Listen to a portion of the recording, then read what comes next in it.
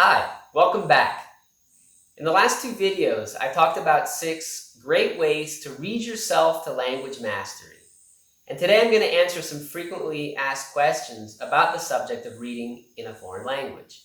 So the first question that many people ask is, should I look up the definitions of words as I read? The answer is scarcely. So if there's a word that repeats again and again and you're super curious about it, or it's just crucial to understanding a passage, then go ahead, look it up.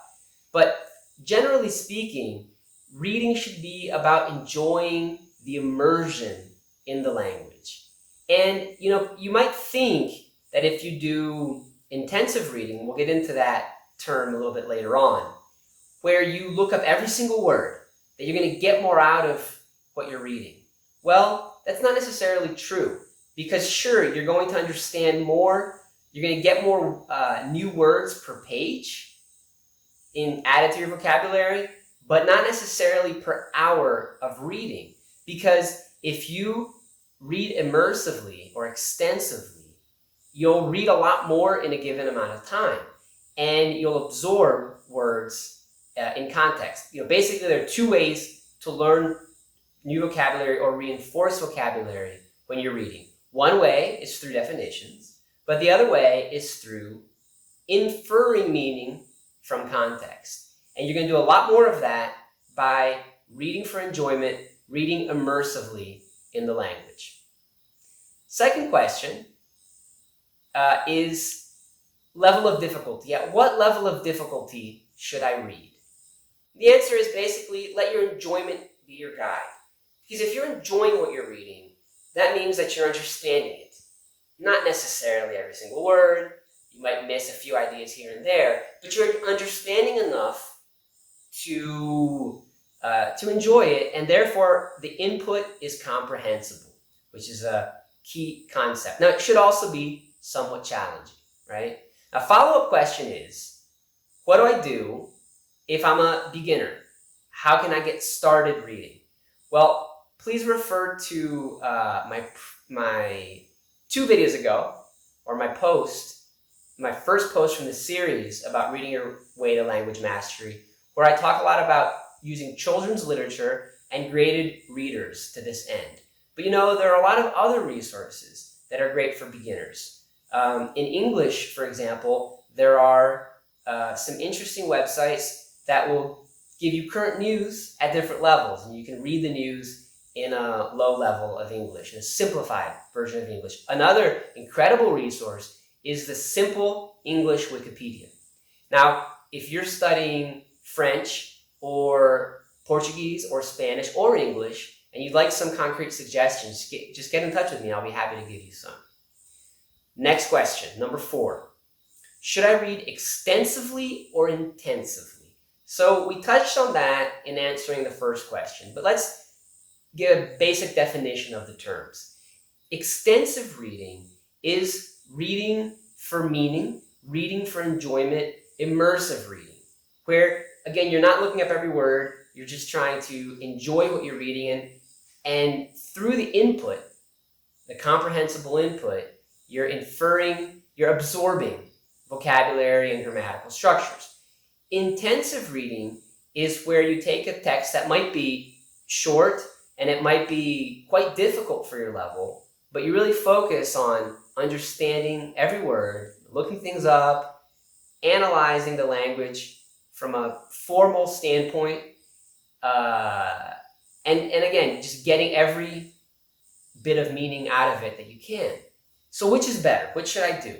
Well, the easy answer is you can do some of both. It depends on what you feel like doing, and you can mix them up. But I'm going to position myself clearly on one side of the debate, which is that generally speaking, extensive reading is a lot better. You're going to enjoy it more, you're going to be more focused, and it's more immersive. And really, language acquisition is most effective when you're immersing yourself and allowing that natural process that your brain is incredibly well equipped to undertake. You're going to let that happen through immersion, and that includes immersive reading, extensive reading. I talked before about how with extensive reading, you learn vocabulary through context. You infer meaning. And you also absorb grammatical structures naturally. And you can do it that way. You can learn things that way, or you can learn it more formally by looking words up and studying grammatical rules. But there are big advantages to learning vocabulary, for instance, through context. You're going to get more nuance. As you see a word repeated again and again in different types of texts and different contexts, you're going to get a much more nuanced and practical understanding of that word and how to use it in authentic communication than if you focus mostly on definitions. Another kind of subtle but really interesting point is the following. With intensive reading, let's say you come across a word like gentacular, and you're a low-level student of English, or even a higher-level student of English. Well, in the intensive reading, you're going to look it up. You're going to spend a minute looking that up and trying to really learn the definition. Well, if that word was not particularly important to understanding the text, you just wasted a minute, because you're never going to see that word again, chances are. And if you try to use it in conversation, no one's going to understand you. So the interesting point is, with extensive reading, you would just cavalierly skip over a word like that if it wasn't essential to understanding the passage that you were reading. And so what happens is, with extensive reading, you naturally, kind of automatically, will learn the highest frequency words that are not part of the vocabulary that you master yet. And that also goes for the most common sentence structures as well. Let's get to the next question.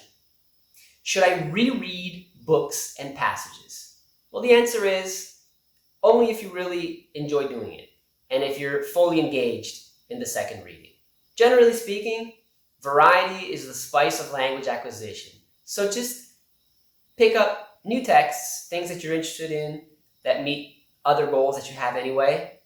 And you're going to, as I mentioned with extensive reading discussion, you're going to come across the same patterns, same vocabulary, the same sentence structures in different contexts, and it's going to enrich your overall understanding of the language.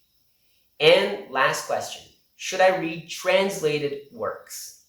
Well, some people defend something that's called comparative or parallel reading, where you will read a book or a passage in your native language and then read it in your target language. Don't do that, because in terms of learning the language that you're trying to master, you just wasted 50% of your time, right? However, setting that issue of parallel or comparative reading aside, reading translated works is fine.